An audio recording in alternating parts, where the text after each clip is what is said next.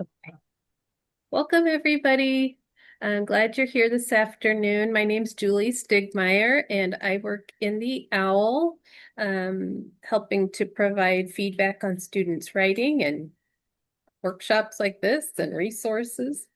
And Regina's here as well. Hi, everyone. I'm Regina Powers, your library director. So Julie and I are teaming up today. So fun. Would you like to take it away? I will take it away. I'm going to share my screen, and I hope people can, yes, you should be able to see my screen with our very wordy slide. That's that's what we're talking about today. Good. Um, so I'm just going to blast off. I will be reviewing the first part of our agenda today, and then Julie will take it off with the latter part. So I'm going to review some academic vocabulary, we call it vocab, or lingo, um, and how to identify some types of articles in your research, including things like peer-reviewed, evidence-based, qualitative or quantitative. And then Julie will be going over the what's your why and how to synthesize some information into your writing. So hopefully this will get some research juices flowing. And feel free to stop me at any time to ask questions if you have them. Julie will be monitoring the chat, and I'll take over monitoring that chat for the latter part. Okay. So academic vocabulary, sometimes there are different, as we know, acronyms for different things, but then there's also words that are specific to as you get further up your specialty, we'll say, those words can change their meaning. So we're going to review what scholarly means, actually, at this university level, what evidence-based means, and the different types of research, mostly qualitative versus quantitative. Sometimes people get confused about that. And then also peer-reviewed. So first of all, AI generated this very wordy slide for me, but we're talking about one word here, mole. And I didn't realize that mole in chemistry is a unit of measurement. And then in biology or medicine, obviously, you can have a mole that might need to be biopsied, what have you. But then we also have mole, as in crawling out of the ground mole. And we also have the spy, who is a mole. So depending on your specialty, right, that word has different, very different meanings. And so when you're reading your specific texts, especially your textbooks, or when you get deeper and deeper into the research, knowing your specific vocabulary is going to be super important. And this is one of the things that reading, some people have a hard time with, because our, whoops, I went too far. Our brains are wired to predict what we think the outcome will be.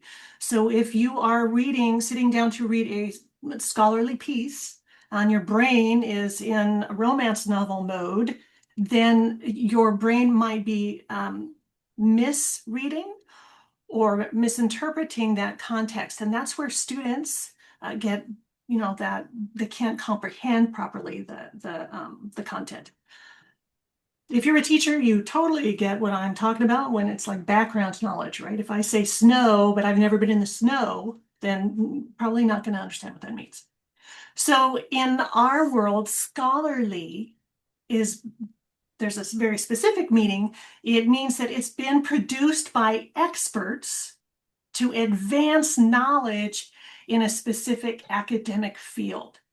And when Julie talks about the why, this is the super important piece that I think a lot of times when you get higher up, you miss out on that meaning of your job is to advance knowledge in your field. We might sometimes get into the mode of I'm going to just check off the boxes so I can get my degree. But really, scholarly work, which is what you're doing, especially if you're writing a dissertation or a thesis, is to actually advance knowledge within your field. Um, Scholarly work is characterized by things like it's been published in a peer-reviewed journal or in an academic book. It's gotten rigorous methodology, meaning there's some research behind it, usually. And there's citations at the end. You know those. And also that there's, again, that specialized language that applies only to that field. So if I write that chemistry paper and I'm going to write about moles, I'm talking about those units of measurement. So that's what like scholarly work means. It's trying to advance your your field in your area of expertise. Then we have evidence-based. Evidence-based, a lot of times, now this has expanded from evidence-based practice um, to more evidence-based, like, how do I prove that my research can be duplicated, right? So that's evidence-based. The aim, I'm just going to read this because there's a lot of words. The aim of evidence-based practice is to remove, as far as possible, subjective opinion, unfounded beliefs, or bias from decisions and actions in order to achieve the goals of the organization. But in our case, it can just be, you know, your goals, whatever they are. So that's the whole point of evidence.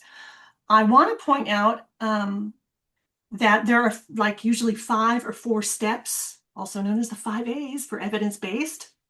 And the second one is acquiring evidence. So that would be when you're doing your research, right? You're finding evidence. And whoops, I didn't mean to click on that. You are also appraising or evaluating that evidence to make sure that it fits what you need. So what's important though, oops, let me go back here, and I did mean to click on this, is this is a link to the essential guide of evidence-based practice. So if you are in like nursing, for example, or maybe even in the educational field, you may want to be familiar with what evidence-based practice is. And this is by the Oxford Review, and they have all of this contents in this one article. So I linked that up for you because it's the be all end all of evidence based, where it came from and the history of it. I'm suddenly really hot right now, so I'm sweating. I'm glad we're recording this. Okay, so then also, I wanted to point out that some people, especially if you're in the education field, learning styles, remember the multiple learning styles? Some people are auditory learners and some people are this or that and the other thing. Well, that actually is not evidence-based. So if you are going to be doing your dissertation or your thesis on something about learning styles, then you need to remember that that's not, the actual theory has not been proven to be evident. And I linked up an article to you that there's now some evidence indicating that those learning styles, right? If we project those old learning styles onto the students, then they are actually detrimental. So there's a link to this article here, and that will be in the end of the slides for you to review. Very interesting reading. So are there questions about those items so far? I know learning styles, sometimes people get, what? I was raised with knowing that I'm an auditory learner. But apparently that study and the research and the theory can't be duplicated, so it's not considered evidence-based. All right, so then let's move on to qualitative versus quantitative. And this one, sometimes people get stuck on, but it's pretty straightforward. If you think of the words, the root words here for quality and qualitative, this is where you're not going to see like a lot of numbers in the abstract or the conclusion or something like that. So they're really looking at, there is going to be some research, but it's not going to look like over here in the quantitative, right? Quantity numbers.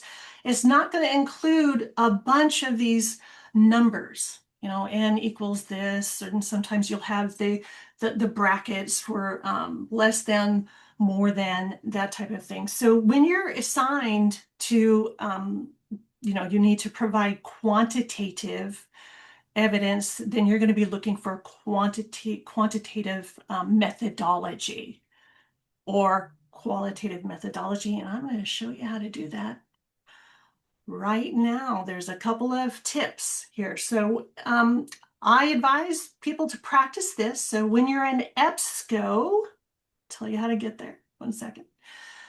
In the bottom of the EBSCO hosted databases, there is this APA Psych or APA Psych articles, and these little pull down menus next to each one of these databases, which is in EBSCO, has additional filters. And all of these filters apply to that one database because that one database was designed specifically for a targeted audience, just like a specific journal is written for a specific field or a specific audience, right? If so, the psych info and the psych articles, they have a methodology filter. If you click on that, you scroll down to the bottom and you'd see methodology, and then look here. There's qualitative study, quantitative study, and a bunch of other filters that you can apply. And you can apply those filters to your search. So you kind of get rid of the non-quantitative or qualitative research that clogs your searches. And I'll review that live right at the very end before we launch into Julie's. But I want to get through the different types of scholarly and vocabulary. So the other sticky point for researchers and writers sometimes is peer-reviewed. And peer-reviewed actually means that it's basically content that has been reviewed by experts within that same field of study. So really, you just have to think if something appears in a professional journal that is targeted for, scholastic academic audience, then those contents have been, in most cases, peer reviewed by peers because that journal has a reputation to protect. So it's not going to put in shenanigans or fluff or things that are not have not been peer reviewed. AI has actually had an impact on peer review. So because AI is becoming more and more intelligent, so sometimes some AI produced articles have appeared in some journals. And also some other universities have identified some dissertations that have been written by AI. So don't do that. That is a violation on so many different levels of copyright and ethics. But it is creating a problem for what is considered peer review. So I'm going to show you a trick about this really quick. And also there is a way to see, but I'm not going to go into that, a journal's impact factor. And that's another measurement for how those journals want to be perceived by the world as a big thing. They don't want to have documents or research that is not going to make them look good. Okay, so in Google Scholar, when you're doing a search in Google Scholar provides this little line here of things you can save, you can cite. And this cited by is like a count for the number of times that this article has been cited by others. And they just count up. It's just an automatic, it's a number counting thing. So Google Scholar provides that and it's free. It's included in all of Google Scholar searches. But underneath here, I wanted to point out this is from the Lean Library extension, if you have downloaded it. And there's a link to how to do that at the end. Then when you're searching on Google Scholar, you have this additional filter. This is by site. And it's going to count not only, it's going to better define these different boxes here. So this question mark here, that's 6 contradictions to this article. And then there's, it counts how many times the article has been mentioned, which is this larger number. And it counts how many times the article has been, actually cited in research. So there's a difference between mentions and cites. But this one here is kind of the most important for going forward. If you really are looking for content that is contradictory to what you are researching because you want to prove that there's an opposite point, then you'd want to look for any articles that have this contradiction there. Or if you want to prove your point, you may want to avoid articles that have any contradiction written about it at all.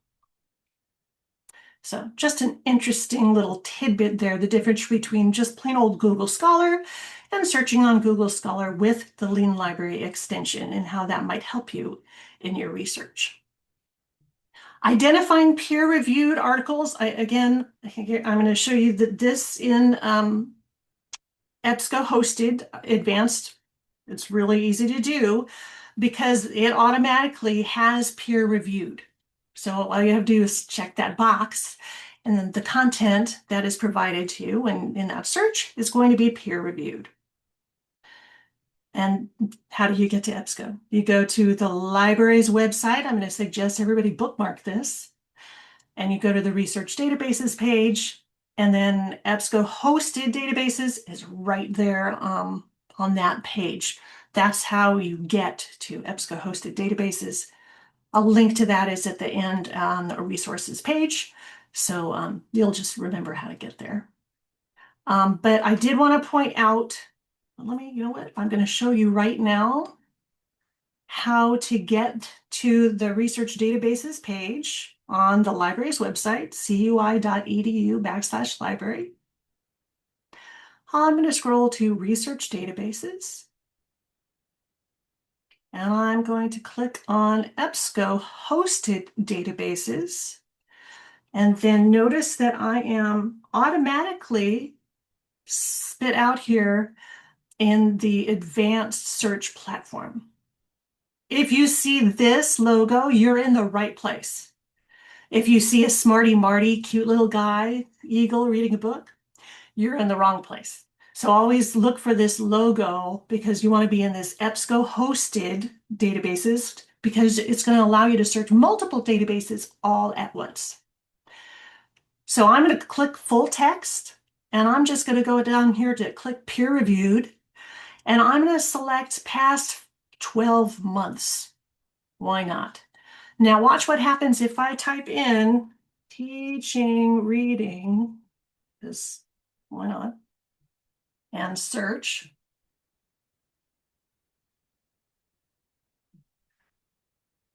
Okay, I think I've done this search before, so it's limiting my search. I've got 17,000 hits. But if I go back to my advanced search and I scroll down here, see these databases? That's what I was talking about. Each one of these has different search filters. Some are way more advanced than others. In this case, if you're an advanced researcher and you want to apply, you want to find quantitative or qualitative or some other type of methodology, you're going to go to the APA Psych info or psych articles and look at all of the filters. Many, many, many. I'm just going to keep scrolling down here. And then I'm going to see this methodology pull down. And I've got all of these different types of studies to choose from, including quantitative or qualitative. So I'll click on quantitative right now and go back up here and select search. I'm adding that filter to my search that I already created. So yeah, usually this number goes down, but because I've already been on here, it's saving my work. Um, but that's how you're going to shrink your search to what is most appropriate for you when it comes to doing that methodology search for quantitative or qualitative. Um, and then let's see if I can find the one I was looking for. If you click on this article and you look at the abstract, see, I can't see anything here, but sometimes it will show a bunch of numbers. In other cases, I'm going to have to open the article and then I can scroll down to see, oh, there's a lot of numbers going on here with the averages. You see the difference here? There's averages, and then usually they talk about the types of evidence and the method that they used. So that's a really easy way to identify quantitative research. But then I have another tip for you. If you go within any professional database, they actually provide these certain codes, right? And sometimes those codes can be applied to multiple different databases. So there is one that usually works, and it won't work in Google Scholar because Google Scholar doesn't have these types of filters, but in another database it will. They have this peer-reviewed code. So I can apply peer, all caps, parentheses, yes, and add that to my search, and it will limit the content within that database to articles that are peer reviewed. So in this case, I typed in frogs in JSTOR, another database. I got over 60,000 hits versus peer yes in front of frogs. I only had 1,955 hits. And they were all journal articles, meaning provided by a journal that has been peer reviewed. And then also an example within ProQuest. ProQuest, I typed in frogs, obviously, is just a keyword. And I got over 176,000 versus I added that code at the beginning, peer yes, in front of frogs, and I got limited results for those filters that are going to provide articles that have been peer reviewed. All right. Are there questions about what I covered? My part is kind of boring. Julie gets to do the fun stuff. But I hope that I hope that the codes and the tips that I provided, as well as reviewing what that vocabulary really means, is going to be super useful for you all. And if not, you know where to find me. Just go to cui.edu/library. You can set up an appointment with me anytime, or email me, or call me, or shoot me a text if you have my personal phone number. All right, take it away, Julie. I'm All stopping right. the share. Thank you, Regina. I always Sure. learn things from you. Some of those terms, academic, scholarly, evidence-based, peer-reviewed, were kind of fuzzy in my mind, so that's very helpful. Yay, thank you. Um, okay, so let me share down. So the next little piece is I'm going to talk about what your why is. And I want to talk about this from a couple of angles. As Regina mentioned, sometimes your why behind your writing or research is, practical. You have to finish a dissertation, whoops, in order to graduate. You have to do a capstone in order to graduate. And sometimes it's personal. because you have maybe a parent or an aunt or someone who really was cheerleading you on to, pursue this degree. Um, and sometimes it could be that you experienced something maybe in your education or in your community, and you see a need for change there. So we thought it might be good to plug into this question because um, it's difficult to maintain momentum through a long process of writing a dissertation. So I think if you can connect your motivation to, every day at the screen or, working through your research, it can help you to persist and get that degree in hand at the end.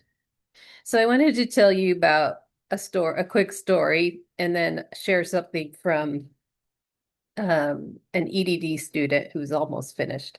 So this is me and Judith, and Judith was a student at the former institution where I worked, and she invited me to her graduation party. She got a master's degree in psychology, and when I got there, I was so surprised to see um this beautiful garland where you could have a photo taken. The tables were all decorated almost like a wedding. She brought in fire dancers and a mariachi band and had all her family there. And she just shared some comments about how the degree she had earned was like a community degree because of her supporters and the people who loved her in her life. And I was so humbled by that attitude because she was dedicating her hard work and her first gen college status to, she was dedicating it to her family who had gotten it that far. And it was so moving to me because I just thought, wow, that's such a humble and grateful attitude. So I have a picture of her in my office that I look back at occasionally because, we all get discouraged or frustrated at times. And when I can think about her, I'm like, wow, I was part of her journey. I met with her and we worked through the different things in her writing that she needed to focus on. When she first started, she had a lot of imposter syndrome and was really struggling. And now she actually just got accepted into a doctoral program. So really proud of her. But I just share that because there are reasons that get us into what we're doing. And so I thought I'd share one more example and then see if you would like to share any of yours. This is Armin Zargarian, an EDD student who is finishing up her dissertation. And this is in her acknowledgments. And I asked her permission to share this, and she was lovely and gracious enough to allow me. So in her acknowledgments, she acknowledges family members, her, professors. And then she said she wanted to acknowledge the impact of one of her students. And she said she wrote a heartfelt gratitude letter to me as part of her Ivy League college application journey. And after her acceptance, she shared the letter with me. Reading her words became the final push behind my why for entering the doctoral program, serving as a powerful reminder of the purpose behind my work and the lasting impact of education. So just another great, lovely, humble attitude, learning from her students and helping motivate her to get through the end of this process. So I have a couple of questions here that might get you thinking about your why. Maybe a teacher who has positively influenced you, or like Armin, a student who has meant a lot to you, your own experiences that you see that need addressing in your community, or some other reason. Um, Let me just stop sharing for a second. Would anyone be willing or like to share what your why is behind your research writing degree program?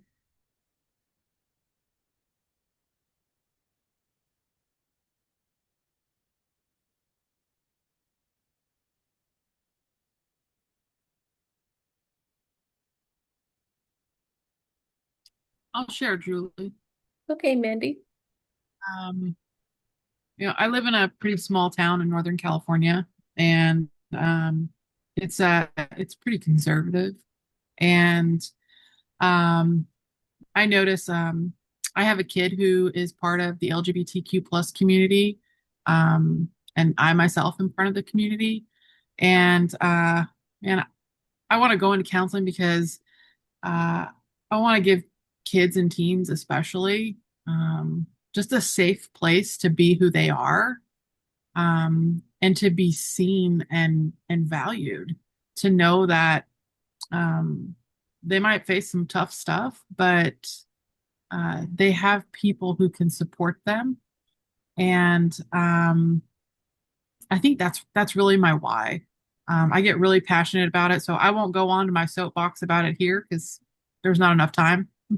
But I just think of kiddos who just they need a person, and I'm happy to be one of those support people for them, as they're figuring out who they are, and making their way about the world. Mhm. Yeah, that's thank you for trusting us with that. The why behind our actions and our choices, really makes a big difference in our lives. And I love to hear about your um, the way you want to support not only your own child, but um, the other kids in your life. Thank you for sharing that, Mandy. Anyone else? Oh, Precious. sure. Yeah. Okay. So, I know that school culture has been so common, but even though it's been common, it's everywhere. Everybody talk about school culture. I've been in my district for this is my 23rd year, but I have seen so many need um, for the students, their performance in the exam or anything. The academic performance is reflecting most to me based on the kind of culture we have in our schools. So that motivates me to kind of find out what we can do differently to um, to change the school culture.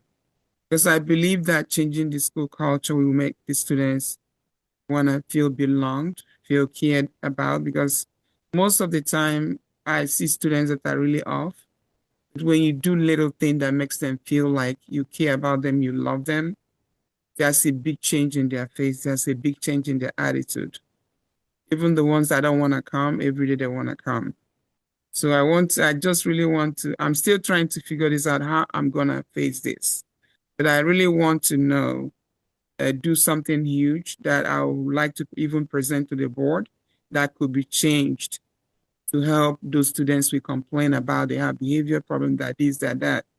I believe that school culture has a lot to do with all that. And looking into that will also help improve academic performance and improve the way the students see school. Thank you, Precious. Again, thank you for trusting us. These are personal and professional reasons that are really heartfelt. And I love that both of you are talking about kids and that sense of belonging, being loved and accepted where they are. Um, yeah, wow, what a powerful impact you can make in your areas. Um, Anyone else? Maybe one more if we have anyone willing. I can go. Christina, thank you. First, thank you for this opportunity. Such a great opportunity to learn and grow in this area. I chose to go into the counseling profession. My why is to really bridge the gap between faith and our mental health. And I feel like in the communities that I serve, I want to bridge that gap, and I want to understand the science behind why we think the way we do, but also the spiritual component that goes along with that. So um, that's my why, and I look forward to being of service in my future profession. Thank you, Christina. That's wonderful. Yeah, we all have these really important, um, like I said, heartfelt reasons for why we get up every day and what we find meaning in. And that's important to really connect to those, especially when the going gets hard. Um, so as an idea, it might be a fun activity for you just to write a little bit about that sometime. What's your why? What made you enroll in your program? What is helping you persist? Um, it's it's really important to kind of reach back to that when the going kind of gets tough. So thank you so much, all three of you, for sharing. Um, so let's go into a little bit more logistical discussion about writing and applying what some of the things that Regina has shared. Um, so I'm going to talk a little bit about synthesis. Um, and synthesis is, I'm sure you've heard this term. I remember learning about photosynthesis in fourth grade or whatever, when plants use one thing and produce another, right? So we're going to talk about synthesizing in terms of research. So we all know that paraphrasing is a writing skill where you restate another person's ideas in your own words. And that really allows you the opportunity to summarize information and synthesize, focus on what's really important to your topic and your study, and then to compare and contrast relevant details. So this is APA's definition, and I liked it because it really gives us a number of benefits. So when you're writing, and a couple of you indicated you're in counseling, and I know that you write a longer, I don't know if you call it a literature review, but it's like a research paper where you gather quite a bit of research and then pull it together. That's exactly what you're doing in that paper. It's exactly what doctoral students are doing in chapter 2, their lit reviews. So paraphrasing is really your go-to over quoting, just because you have this power as a writer to then comment on how the studies are alike and different and what that means for what you're presenting and where the gaps are. So, like I said, we both we know what summarizing is, taking a longer piece of material and making it short into the main points. But synthesizing is combining many ideas into a coherent whole. So with synthesizing, you're reporting information from a variety of sources, and you reveal to the reader where research trends overlap. So sometimes I was working with an EDD student on her chapter 2 a couple of weeks ago, and she had just started it, and she had pulled ideas into themes, and then she had a lot of quotes within those themes that she had taken from her articles. And then we talked about what her next step would be. And she said within each theme, she would then compare the quotes, see where the researchers agreed or disagreed, and then turn that from a quotation or a direct paraphrase of each, piece of research and actually make something totally new. So then she'd have a paragraph synthesizing these three researchers' ideas in order to share with the reader. So this is one of the trends in the research. So I want to just explain this a little bit more, and I like cats, so you get to look at cats for a couple slides. Um, so the first thing is when you're starting a literature review or any research paper where you have a number of sources, it's kind of like this.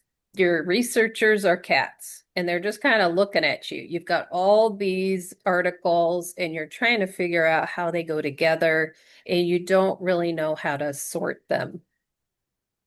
So sometimes what we'll do is kind of like that student did where she had like a summary or like an important quote or the findings from these studies.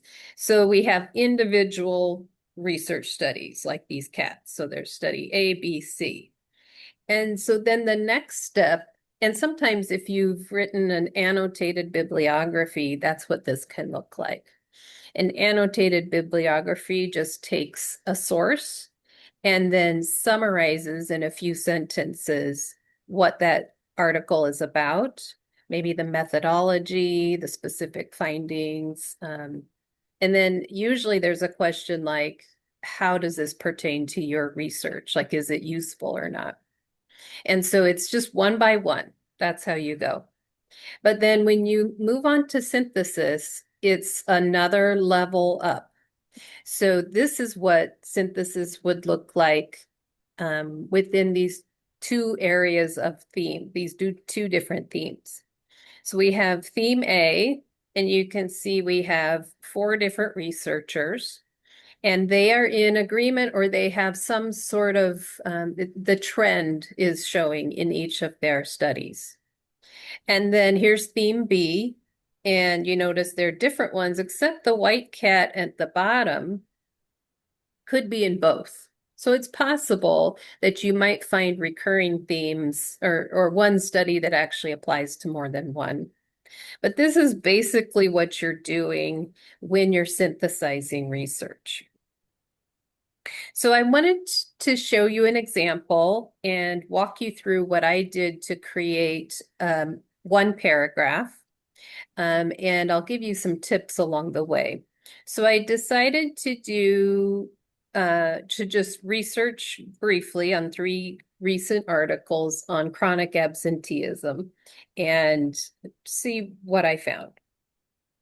So with 3 articles, that is definitely not enough to find trends, but it's just a little example.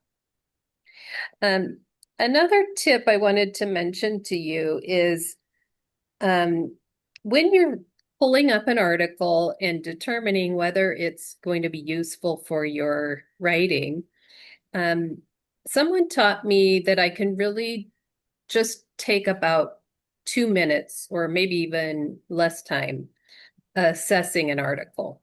You don't have to start at the beginning and go to the end. You don't even know if you're going to use this. So what I do is I look at the abstract.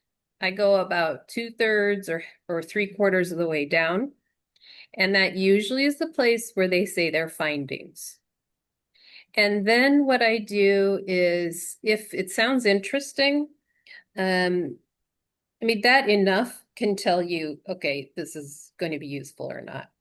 But then I go to the discussion, which is usually far into the article, and then see, okay, is this discussion, is this like what I'm looking for in terms of my topic? So really just doing those 2 things, once you've followed Regina's whole process of finding the correct types of articles, then you can pull up and really take just a short amount of time to determine, if it's useful. So that was a great tip I heard from a librarian once. I loved. Okay, so these were the articles. I just wanted to show you what they look like. Here was another one with I don't think this was an abstract. I think this was maybe the first paragraph of the article. And it just showed some of these numbers. Okay, so that was interesting to me. So now I'll come back to that example in a minute, but I want to show you how to really think about composing paragraphs when you're trying to synthesize research. So there's a strategy called the meal plan, and I'll tell you more about it in a moment.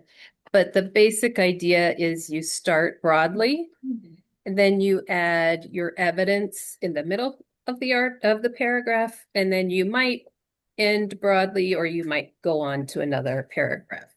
So I'll show you that in a moment, but it's just with scholarly writing, we always go from broad to more narrow information.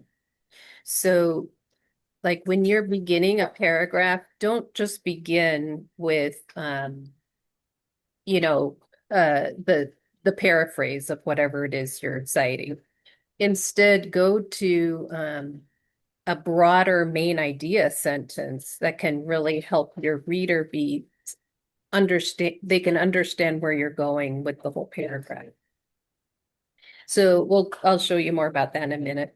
Um, and then, like I said, synthesize that research in the body of the paragraph. So aim for a minimum, depending on the assignment, aim for a minimum of 2 sources per paragraph, sometimes 3. You're writing a dissertation. You can also try to incorporate sentences with multiple citations. And I'll show you that in a moment. And then include transition words. So these are just some basic tips. This is what the meal paragraph looks like. So it's just an acronym. Actually, Duke University came up with this as kind of like it's the meal plan. Like you go to college and you go to the cafeteria. So if you've ever taught middle school English, which I have, it's like the hamburger, right? So you start with your main idea, that's your top bun. It's a topic sentence that gives the central claim. Then you go to the evidence. So this is examples, elaborations, quotations, paraphrases, and they reflect back on that main idea in the first sentence. And then you might have some analysis. And this doesn't mean opinion, but it's analysis that is interpreting the evidence. So a sentence might start with, this research shows that blah, blah, blah. So it's giving the reader an indication of why that is significant.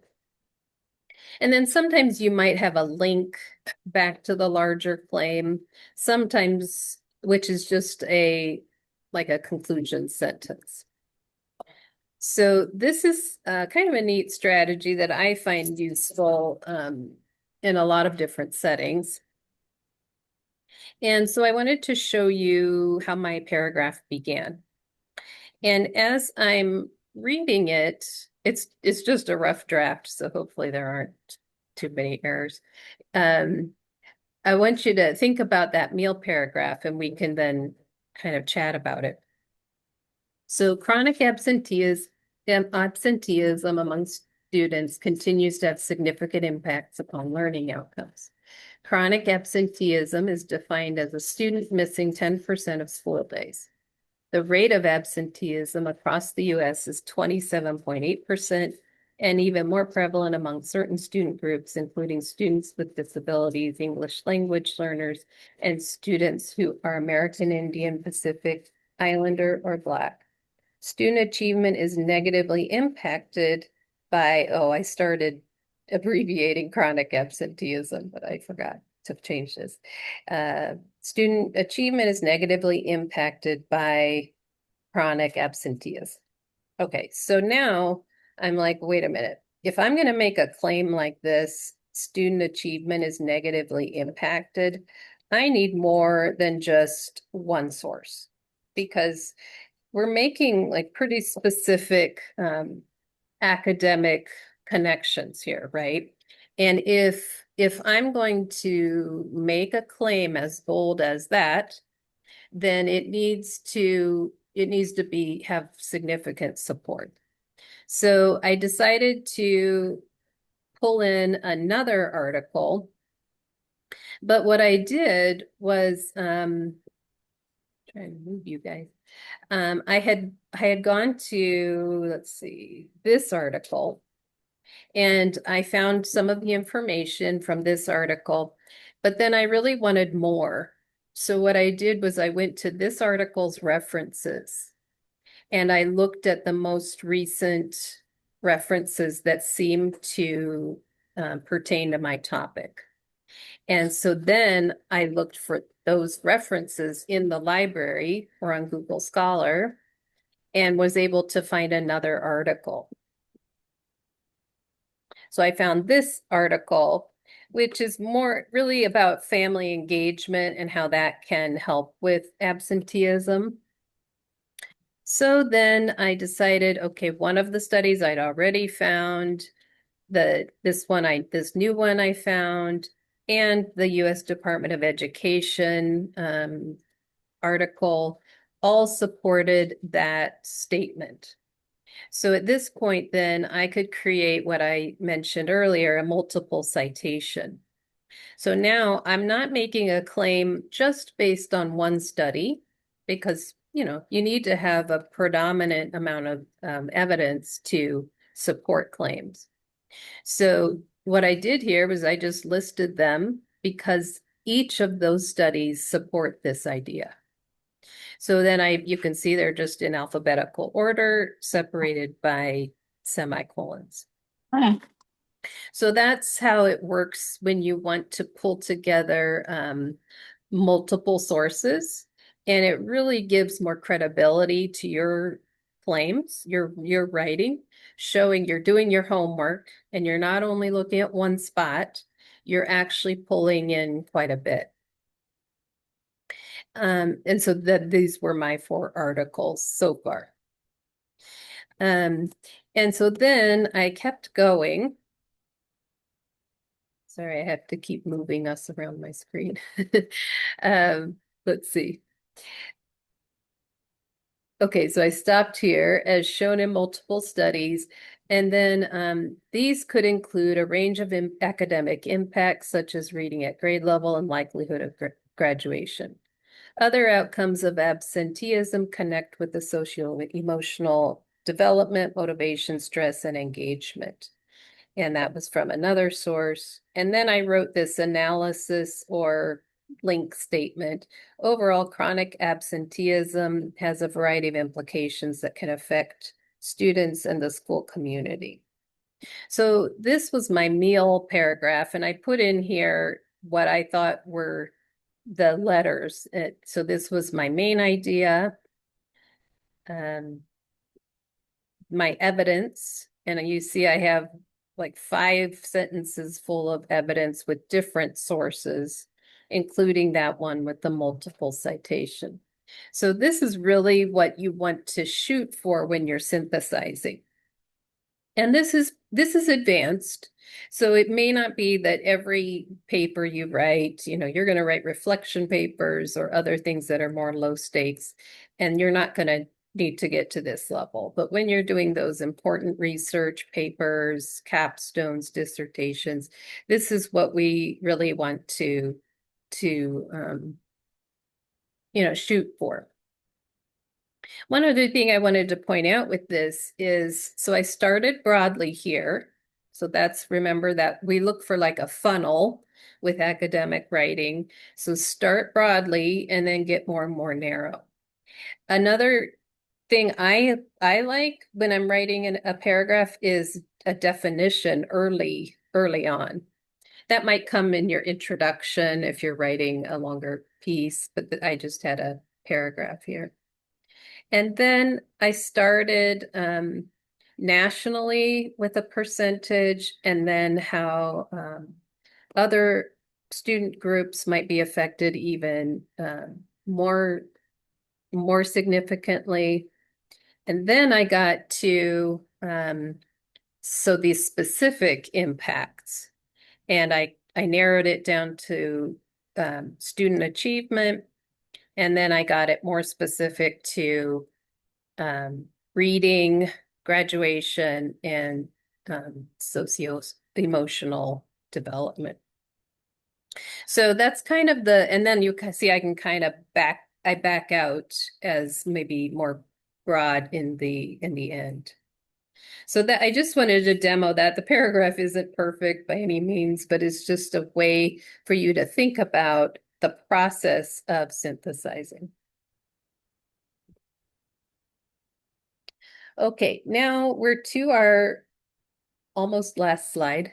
Our last slide says thank you. But Regina, if you want to pipe in here, I'll just talk about mine real quick and then you can jump in.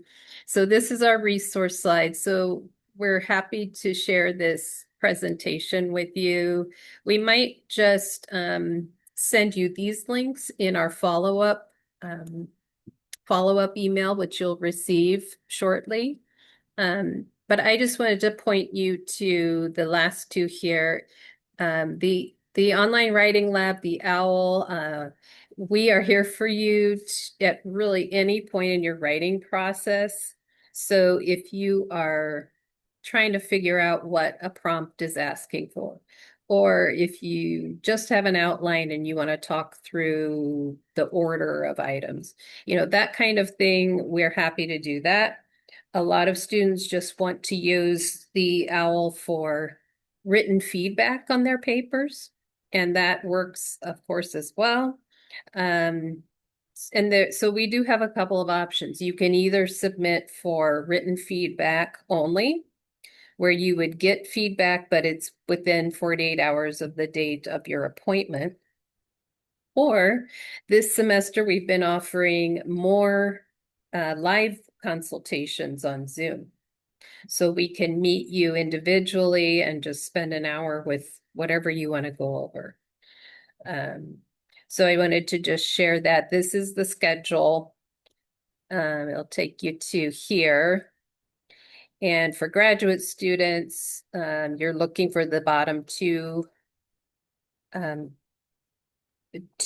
schedules here. We share this with the undergrads as well. And then one more quick thing I want to show you. This is just a guide I made with a lot of different resources about writing. There's a tab here on APA formatting, academic writing.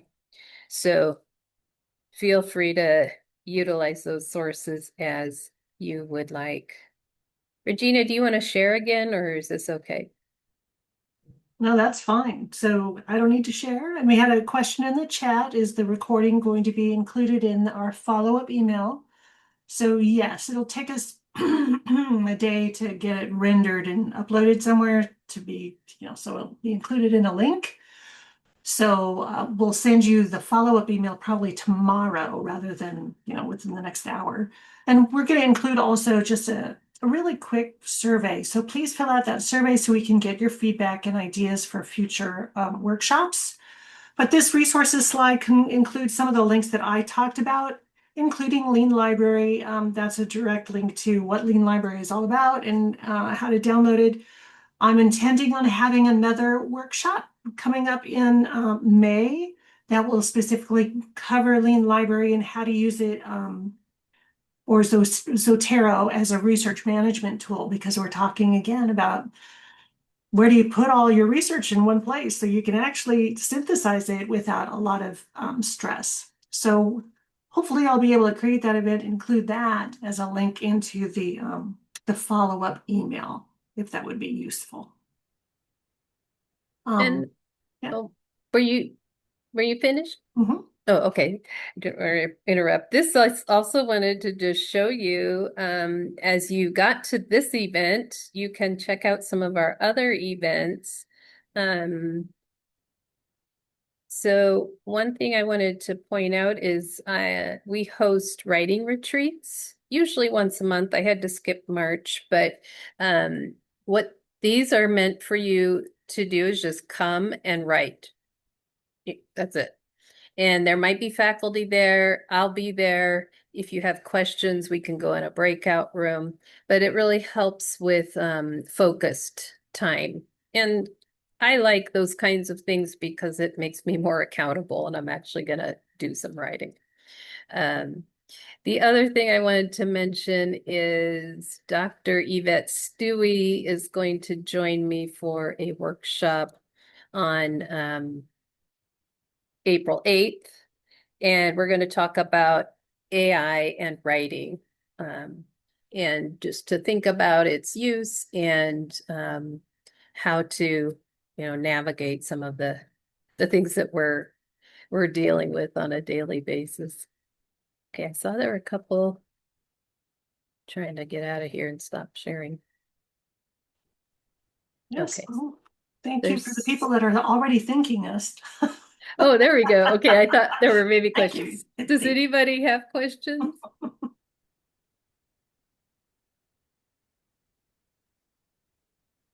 Are we getting the slides? Yeah, thank you so much. Yeah. Are we getting your slides too? Okay, thank you. Yeah, we can send them in the email as well. Thanks. All right. I'm going to stop the recording. Well, feel free to stick around if you have any